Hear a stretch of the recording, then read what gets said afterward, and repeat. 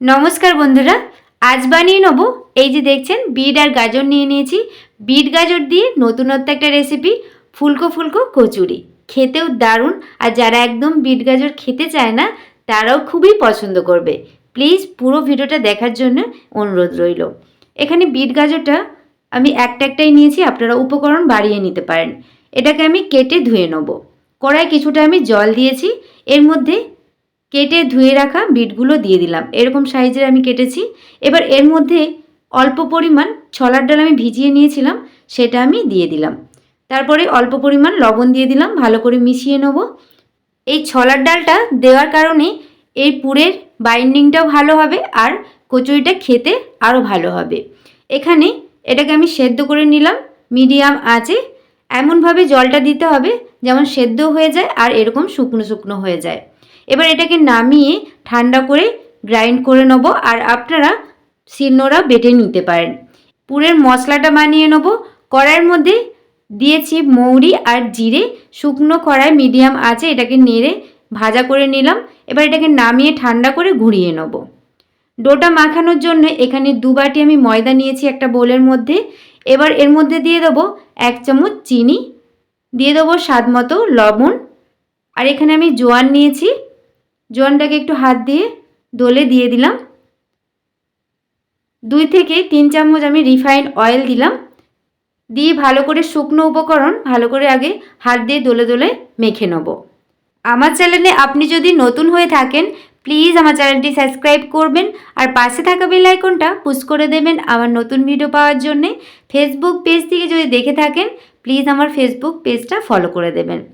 এটা শুকনো উপকরণ যখন মাখা হয়ে যাবে অল্প অল্প জল দিয়ে একটা ডো বানিয়ে নেব, আর ডোটা একটু সময় ধরে দলে নিতে হবে। দেখুন ডোটা আমার হয়ে গেছে। এবার এটা 15 মিনিটের জন্য রেস্টে রেখে দিলাম। কড়াইয়ের মধ্যে দিয়ে দেবো অল্প পরিমাণ তেল। পুরটা আমি বানিয়ে নেব। তেলটা গরম হলে দিয়ে দেবো গোটা জিরে, অল্প 1 চিমটি হিং দিয়ে দেবো। হিংটা দেওয়ার পর গ্যাসের ফ্লেমটা মিডিয়াম ফ্লেমে করে দিতে হবে যাতে হিংটা পুড়ে না যায়। একটু নাড়াচাড়া করে নিলাম। তারপর বিট গাজরের পেস্টটা যে বানিয়ে রেখেছিলাম সেটা আমি ওর মধ্যে দিয়ে দিলাম। এবার গ্যাসের ফ্লেমটা মিডিয়াম আঁচে করে অনবরত এটা নাড়তে হবে। অনবরত নাড়তে হবে, নইলে কিন্তু নিচের তলায় লেগে যেতে পারে। এবার নাড়তে নাড়তেই দিয়ে দেবো ভেজে গুঁড়িয়ে রাখা সেই মশলাটা। জিরে আর মৌরিকে যে ভেজে রেখেছিলাম সেই মশলাটা আমি দিয়ে দিলাম। আবারও কিছুক্ষণ মিডিয়াম আঁচে নেড়ে নিচ্ছি যতক্ষণ পর্যন্ত এরকম দলাভাব না আসে। স্বাদ মতো একটু লবণ দিয়ে আবারও ভালো করে এটাকে নাড়াচাড়া করে নিচ্ছি। একটু শুকনো শুকনো অবস্থায় এসে গেলে দেখুন এরকম শুকনো শুকনো হয়ে গেলে এবার এটাকে নামিয়ে পুরটাকে ঠান্ডা করতে দেবো। এদিকে ডোয়ের চাপাটা খুলে কয়েকবার দলে নিচ্ছি। ডোটা দেখুন কত সুন্দর সফট হয়ে গেছে। কয়েকবার দলে নিচ্ছি। রেসিপিটি ভালো লাগলে প্লিজ একটি লাইক কমেন্ট শেয়ার করে দেবেন।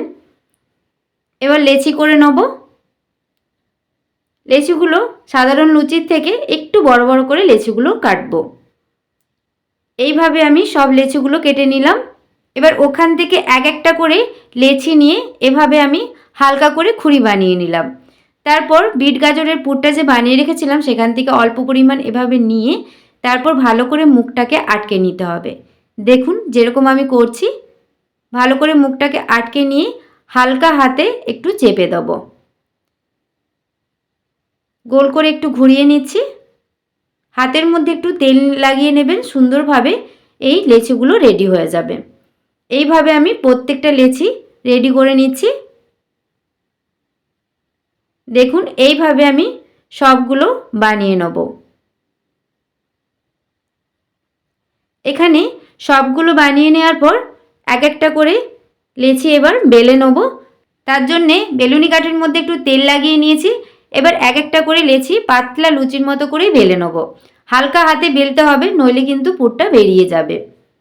যেমন করছি দেখুন একটা আমার বেলা হয়ে গেছে, পাতলা করেই বেলেছি, পুরটা কিন্তু বেরিয়ে যায়নি। আগে থেকেই তেলটা আমি গরম বসিয়ে দিয়েছিলাম। ভালোভাবে তেলটা গরম হলে গ্যাসের ফ্লেমটা মিডিয়াম ফ্লেমে রেখে এক একটা করে কচুরি আমি তেলের মধ্যে দিয়ে দিচ্ছি। এক একটা করে কচুরি আমি বেলবো আর এক একটা করে ভাজবো। দেখুন কচুরিটা কীরকম ফুলে উঠেছে, দেখুন উল্টে পাল্টে হালকা ব্রাউন কালার করে ভেজে নেব। এরকম ভাব বানাবেন আর প্রত্যেকটা কচুরি ফুলবে আর খেতেও কিন্তু দারুণ লাগে।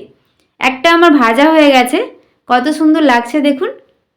একইভাবে আবারও কচুরিগুলোকে বেলে তারপর ভেজে নেব। একইভাবে ভেজে নিচ্ছি, গরম তেলের মধ্যে এটাও দিয়ে দিলাম, দিয়ে আবারও মিডিয়াম আঁচে উল্টে পাল্টে ভেজে নেব। প্রত্যেকটা কচুরি ফুলছে দেখুন, খেতেও দারুণ লাগে। বাড়িতে একবার হলে ট্রাই করে দেখবেন, দারুণ খেতে লাগে। এইভাবে আমি সব কচুরিগুলো ভেজে নিয়েছি, প্লেটের মধ্যে নিয়ে নিয়েছি। দেখুন, বাড়িতে অবশ্যই বানাবেন। এই সময় তো বিট গাজর পুরো অ্যাভেলেবেল, সারা বছরই থাকে, তবে শীতের সময় বেশি ভালো লাগে শীতের জিনিসটা খেতে। আর এই কচুরিটা দেখুন ফেটে গেছে, কিন্তু কীরকম ফুলে আছে। প্রত্যেকটা কচুরি ফুলবে আর কিছুক্ষণ অবধি এটা ফুলে থাকবে। পরিবেশন করবেন এই ফোলা ফোলা কচুরি দিয়ে, খেতে কিন্তু দারুণ। আর ভেতরটা দেখুন, পুরটা কিন্তু সমানভাবে ছড়িয়েছে। আমি এখানে সাদা আলুর তরকারি দিয়ে পরিবেশন করছি, আপনারা যে কোনো আলুর দম দিয়ে পরিবেশন করতে পারেন বা আলু ভাজা দিয়েও খেতে দারুণ লাগে। রেসিপিটি ভালো লাগলে প্লিজ একটি লাইক, কমেন্ট, শেয়ার করবেন। আজকের মতো রেসিপিটি এ পর্যন্তই। সবাই ভালো থাকবেন, ধন্যবাদ।